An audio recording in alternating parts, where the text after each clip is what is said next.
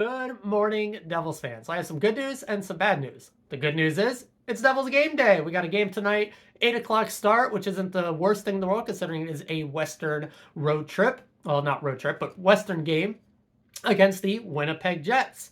Um, that's the bad news. Winnipeg has been playing insanely well to start the year, which I'm going to get to here in just a moment. Quick, a little bit of an injury update. It seems like my little birdie was accurate in the timeline of Jack Hughes, where it seems he will be returning this Thursday, hopefully. It's not a guarantee, but it is seeming more likely than not that Jack will be ready to go for Thursday's game versus Pittsburgh. Nico still does not have an exact timeline. He continues to be day by day. Concussion, obviously. I mean, they haven't outright said that, but it's one of those things where he's going to wake up one morning feeling a lot better, probably gets a practice in feeling better, and then will be game time ready. That's concussions for you. And then Miller also seems to be quite imminent in his return as well.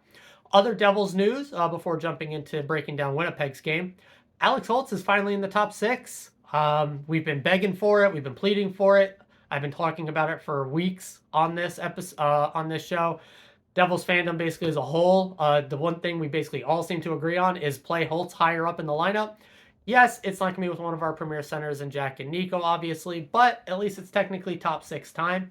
I'm a little hesitant on the exact setup Lindy went with, pairing him along with Toffoli as well, because I think both of them have been having their struggles in the defensive zone, even if both have been thriving, transitioning into the offensive zone and playing there. So I'm very interested to see how it plays out. Now it is Lindy, so we might get two shifts of this. They get hemmed in a little bit, and he goes full line blender, or he throws Holtz right into the doghouse. He seems to be the punching bag for Lindy, not just this season, but in Lindy's tenure here. So we'll see exactly how that ends up playing out. I have big hopes for him. But that being said, the bad news is we are playing the Winnipeg Jets right now, who have been really good analytically to start the season here. I mean, even their record is quite good, top three in the West. Now, our top three in the Central, but my opinion on the West as a whole. I don't think it's as strong, or as deep at least, as the East. So you take that with what you will. You might say they're beating up on some more bottom teams, stacking their numbers. I can hear that argument for sure. But top to bottom, all their lines, all three defensive pairings, all four lines, all of it, they put the puck in the right direction. They outchance the other team with every line and every pairing. They have better scoring metrics, every line, every pairing. It's a scary team to play against top to bottom. It's going to be a very hard matchup for us, I think, as we are still trying to find our game with our two most important players out of the lineup, our biggest offensive pusher in Jack, and really just we shook up the defensive pairings. Luke on the top pair with Dougie should be awesome. Really looking forward to that. Marino Siegenthaler shutdown pairing. Looking forward to that. Ball finally back on that bottom pairing. Hopefully Smith changes up his game a little bit, because I think he has, I talked about this previously, he should kind of be the one that actually is more the offensive-minded one on the pairing, and he was with Luke, who is clearly the more offensive guy of the two. But now with Ball, Smith maybe can get unlocked a little bit, doesn't have to be the first guy back, that can be Ball, and maybe we see an improvement in his game. I'm going to be a bit optimistic on this one, and that's going to be my prediction, is Ball actually is going to complement Smith's game a lot better. Smith's going to be able to comfortably find his role a bit more, playing alongside Ball, and Luke Dougie should absolutely cook. That's the hope. Forwards, we're going to see exactly how this line shakeup really meshes out. I think we have the guys that have continued to play very well, and we've had the guys that have continued to struggle. That fourth line, gosh, I do not want to see a lot of them on the ice against this Winnipeg team, especially when Winnipeg is getting the last change to go out against them. That is looking like Nosek, Tierney, and Bastion. Oh, lordy. Basically, all three guys that have been struggling. Nosek, I don't have too many issues with, coming back from injuries, still getting acclimated back into the system. Tierney has been, I think, the worst forward on the team so far, and Nate is still, he has some really great moments and then some not as great, but nothing truly horrific, but just on the whole, not been his best season to start the year so far. So do not want to see a lot of those guys 5-on-5. Really don't want to. Now, maybe, I've done this before where I point some of these things out and the complete opposite has happened. Mostly I've nailed a lot of these predictions, but I would love to be wrong on that. Maybe they all just mesh perfectly and they are forechecking monsters, the three.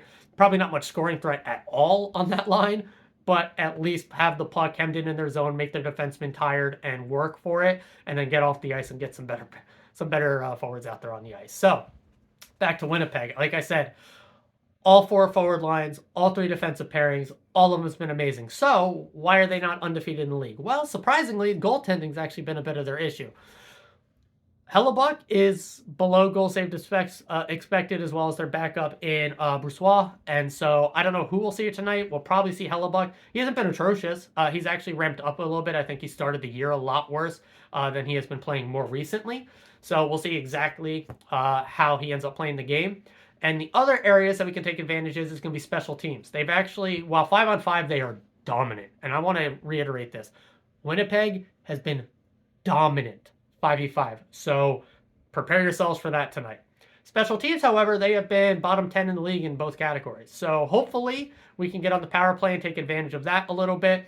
Hopefully our PK is just up to snuff enough to not let a team that has not been very scary on their power play get a free one in on us, because 5v5 is going to be a heart attack the whole way through. So we need to be up to snuff in our special teams games, and I think that's where we can definitely hedge this one out. I would love to see a Schmid start.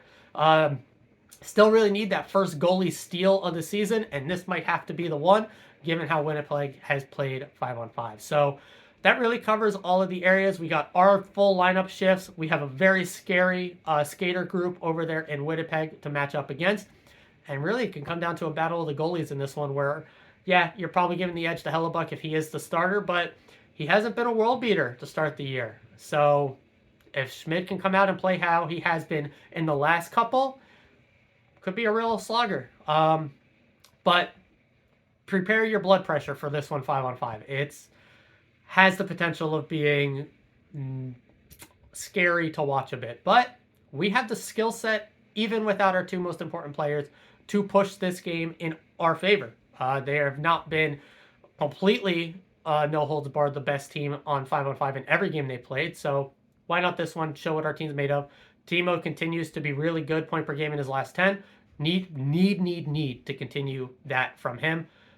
But we're going to see what these new forward lines look like and how they end up shaking out. So I'm going to go ahead and call it here, guys. I'm going to be watching this one, obviously. Break it down tomorrow morning and see exactly what these lines look like. And hopefully we get Jack back for Thursday and we can really start ramping back up into the potential that this team has. So see you guys tomorrow morning as always. And forever, let's go Devils, baby.